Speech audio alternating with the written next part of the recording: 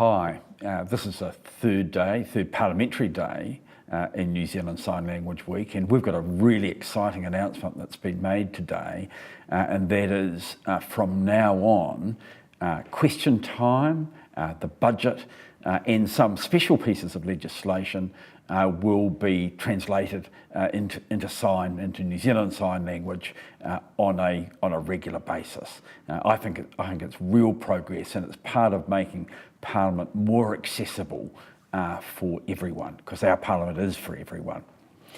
Going on to the issues of the day, we start off with a business statement from the Leader of the House, normally a little bit of interrogation from the other side about what's going to be happening next week. Clearly the budget's going to be a big part of that.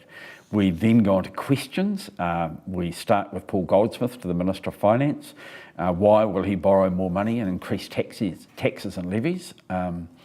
Quite a broad question, and one which I'm sure will lead to a bit of excitement, and not that you have debate in question time, but that I'm sure will lead to some contesting of ideas. Judith Collins has a question about Kiwi Build, Ginny Anderson about capital investment needs involved in the budget. Michael Woodhouse is questioning the Minister of Immigration on what the government's policy is.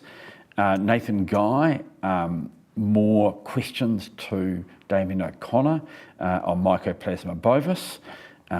There's a question from Derek Ball to the Minister of Defence about the air crew training capability for the Air Force. There's a question from Nikki Kay on buildings in Christchurch around whether they are funded or not.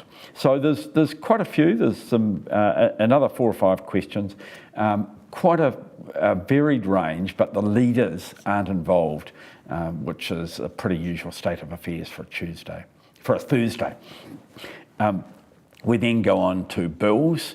There's the Ngāti Porou Treaty Settlement Bill, the first reading in the name of Andrew Little. Then we go to committee, which is again quite unusual for Thursday, where the Family Commission Act Repeal Bill, which is I think more or less agreed, is first up, but then the Social Security legislation rewrite bill in the name of Carmel Sepuloni. This is one which I'm expecting will take some time, and I think it's unlikely that we'd finish it today.